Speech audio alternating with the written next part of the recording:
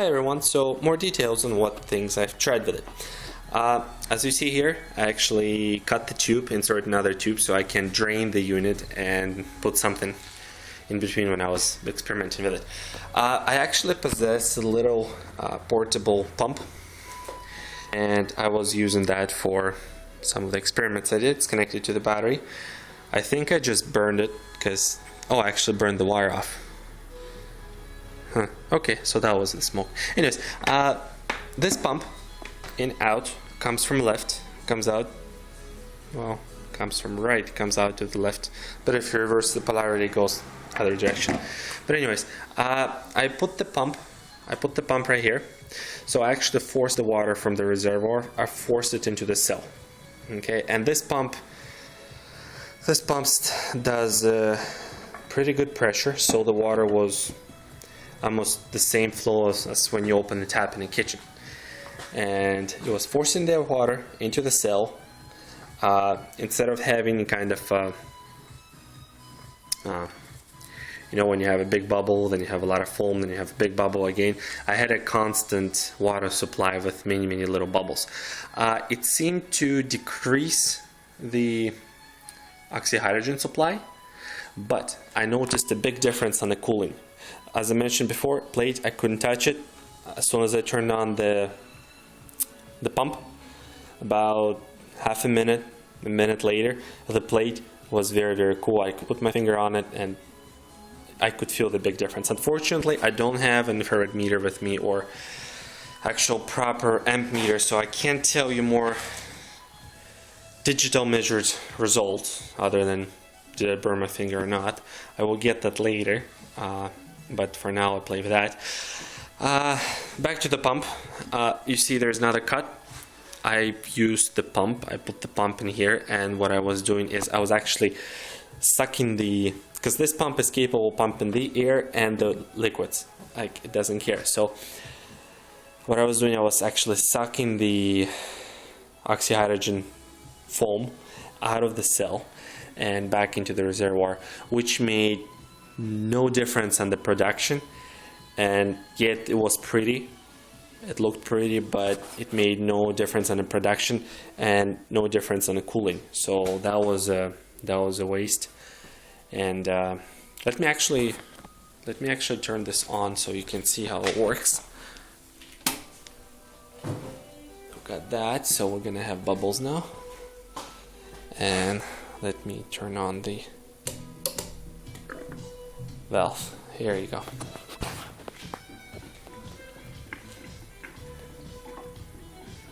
There it goes. So this is it. It worked. I can't tell exact, like I said earlier, how many amps, but it seems to be taking around 18 amps. But again, I can't rely on this amp meter because it's solely made for somewhat estimate of amps taken, but this is showing right now 20 amps. Okay, it's starting to increase a bit, and over time this terminals will start to heat up. It's actually already hot, and you can see it foaming.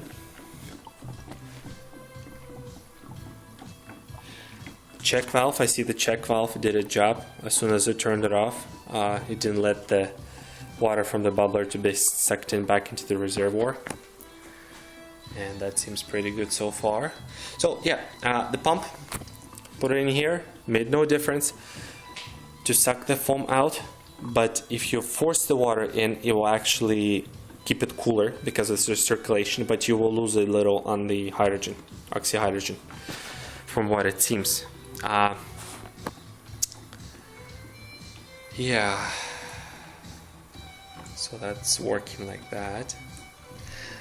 What I was thinking is to have, another thing I was trying is I was cutting the circulation water in. I was cutting it off. I was bending the tube, and I noticed the production increased. Production of oxyhydrogen increased, but only for like 10 or 30 seconds as well, and then it went back to the lower. So my assumption is it's increased, when less water had been supplied. So it was kind of same effect as when pumped forced the water in and actually blew off the bubbles that are forming on the plate.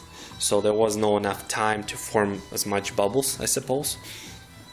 But when you cut the water supply, more bubbles are generated until all this foam raises the water back up, and there's a smaller level of electrolytes inside the cell, and then production decreases.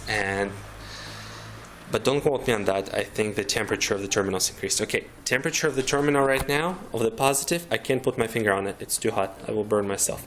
This has been, you can actually check in the video how long it's been, but it's only the very first terminal, the actual primary one from which the jumper goes to. -1, it's pretty much cold. +1, it's hot, really hot.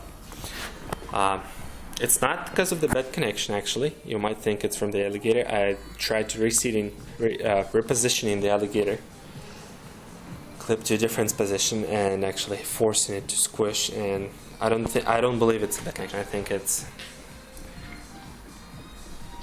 yeah, I think what happens, you lose the voltage from this jumper to the next plate.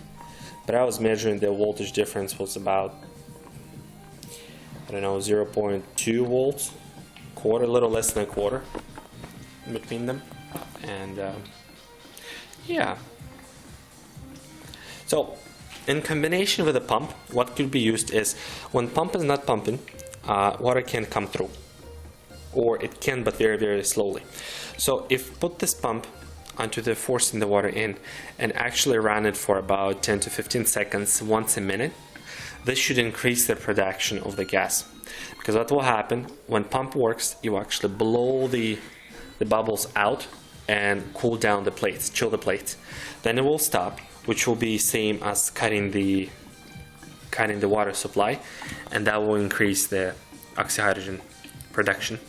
Then again, next minute, 10-15 seconds, turn on the pump, cool down the plate, put some fresh water in from the reservoir, and that might actually do the trick. But I can't tell you for sure. Again, I can't measure how much gas it makes.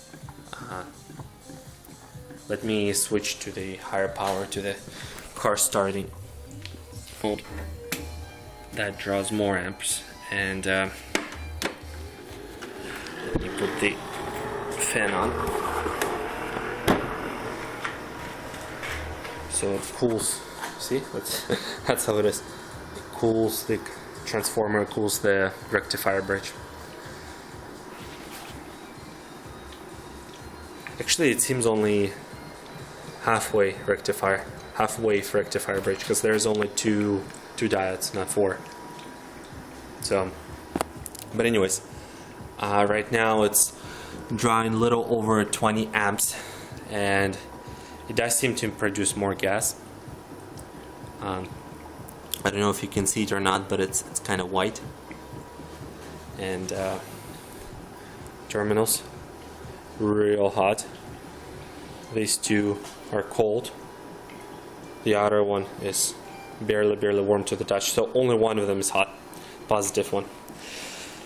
So that seems to be all. This thing is not going into my car yet because it's not good enough. So I will play a little bit with electrolyte.